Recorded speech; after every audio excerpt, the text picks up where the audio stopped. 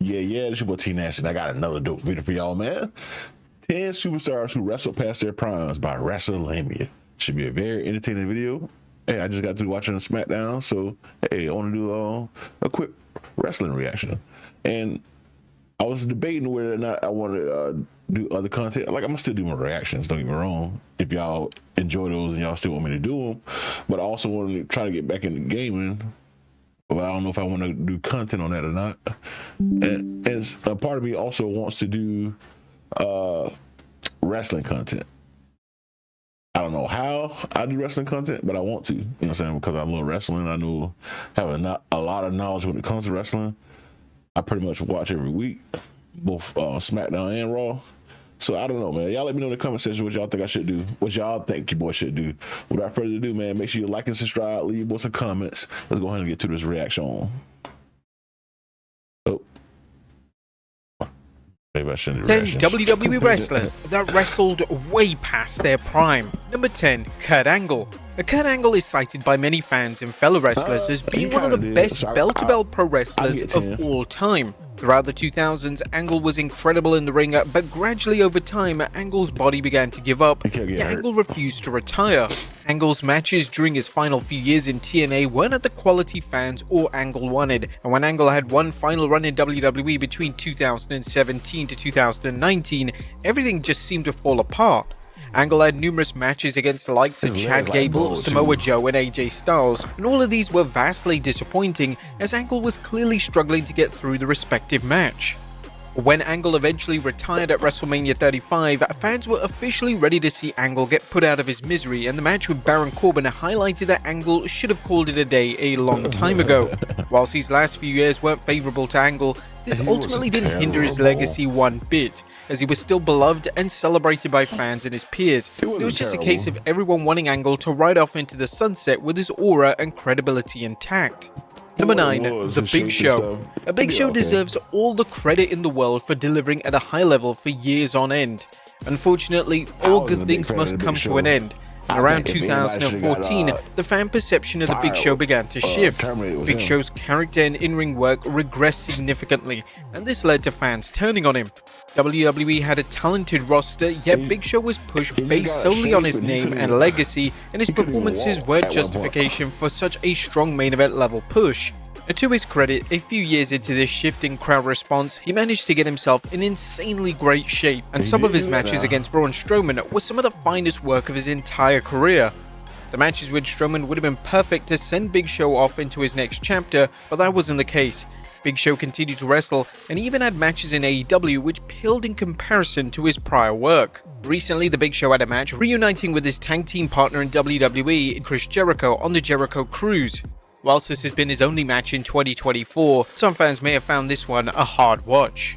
Number 8, the British Bulldog. The WWE decided to bring back the British Bulldog in '99 was a bold move. Bulldog had suffered a career-altering injury in WCW, so '99's version of the Bulldog was a stark contrast to the Bulldog that was in WWE years prior. Bulldog was way past his prime when he resurfaced in WWE, and even though they tried their best with him, it was never going to work, but credit should be offered for them for giving a legendary name another chance in the spotlight. Jim Ross reflected on Bulldog's '99 run on his podcast, and as always, JR had a fair and unbiased take on the matter. After all these things that went on with the Hart family and the WWE, including Owen's death, and all these unfortunate deaths and injuries and drug and alcohol issues that Davey made his return, I'm not against it. I believe in second chances, gosh darn. I've had plenty of them. It was tough. You always wonder, is he going to relapse? Is he really clean and sober? Is he healthy enough to get this thing done? There was always seemingly an abundance of unanswered questions that really needed to be answered before you kept moving forward with the talent. I think it was a business decision. I think Vince knew the pending legal issues that were going to occur as a result of Owen's accidental death was in play, quite frankly. And let's not forget that sometimes people take how good Davey was for granted. So when you get a chance to get a guy of this caliber, if he's healthy, back on your team, it's not a bad thing to try. Now this run wouldn't last long, as on 15th May 2000, he would take a hiatus from wrestling. Number 7, Ric Flair. Vince McMahon was completely justified in re-signing Ric Flair in 2001. Flair was still a major name in the world of pro wrestling, and he could still somewhat deliver in the ring. Flair's WWE run lasted between 2001 to 2008, and as this run went on, Flair's in-ring output seemed to get worse and worse. Age was evidently catching up to Flair, however, it wasn't all bad as the multi-time world champion still had some standout matches during his final few years in the company. When Flair retired at WrestleMania 24, it was a moment of celebration as Flair retired following an outstanding matchup against Shawn Michaels, and fans collectively hoped that this was it for Flair. Unfortunately, Flair would wrestle numerous times after this matchup, including numerous duds in TNA and even on a pay-per-view card which was marketed around his final matchup. All of these matches were difficult to watch, and there was concern throughout them that the legendary name was going to get seriously hurt. Flair even revealed that he had a legitimate heart attack during his last match. Number 6. Kevin Nash. When Kevin Nash returned to WWE television in 2011, there was some concern that Nash was going to wrestle way past his prime. Nash had an extended run in TNA, and his in-ring output during this run wasn't exactly captivating. Nash was still a shell of his former self during his 2011 WWE run, and his match with Triple H at the TLC pay-per-view was a testament to this. Nash was even rumored to wrestle CM Punk at one stage, and this would have been a total disaster. Nash wouldn't stop in 2011, as he would wrestle numerous other times before officially retiring in 2016. Number 5. Kane. Kane managed to remain relevant in numerous eras of WWE. However, as Kane got into the latter stages of his career, the demand to see Kane in featured programs on TV began to dwindle.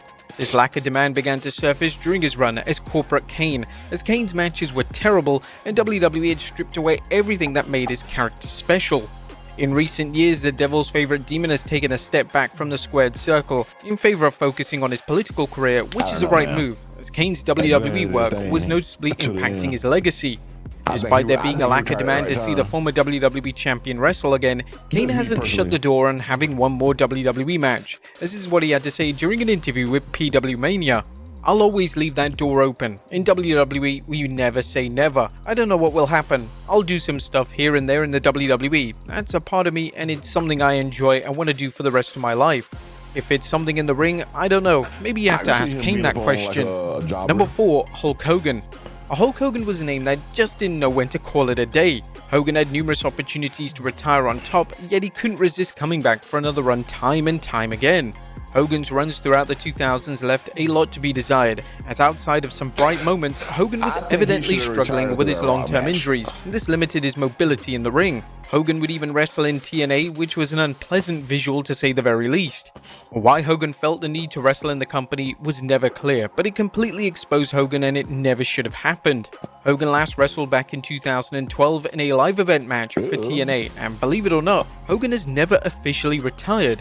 It was rumored that Hogan was going to win the annual Andre the Giant Memorial Battle Royal a few years back, so it's clear that Hogan has no intentions of hanging up the red and yellow indefinitely. Number 3. Goldberg. Goldberg has never been a name known for his in-ring skills, but this didn't mean that Goldberg always had poor matches, as that simply isn't the case. But when Goldberg had his second WWE run, when it comes to his second WWE run, we all hated it.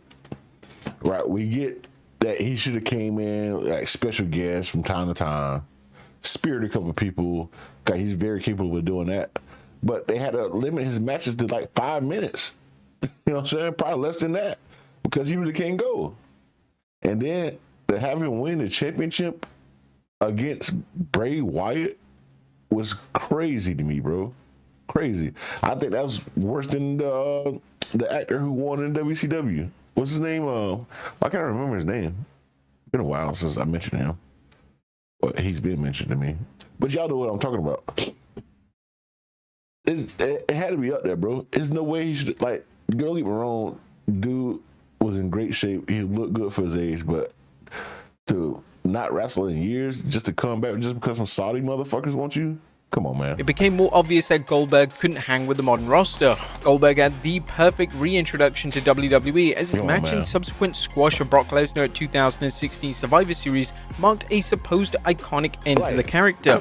Unfortunately, WWE brought the former world champion back time and time again, and they even put the Universal title on him twice. This was something that there was no demand for, and Goldberg's performance didn't warrant a world title win.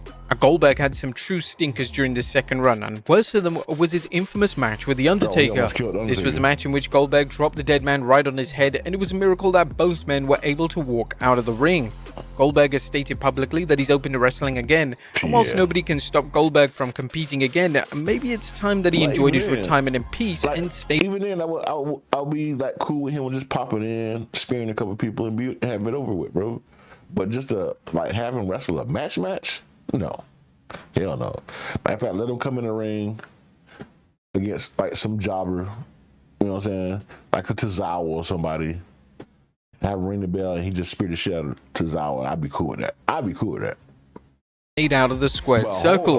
Number 2, Mick Foley. 2000 was the year in which Mick Foley initially retired. Foley wrestled Triple H inside a Hell in a Cell, and this was set to be it for the wrestling megastar.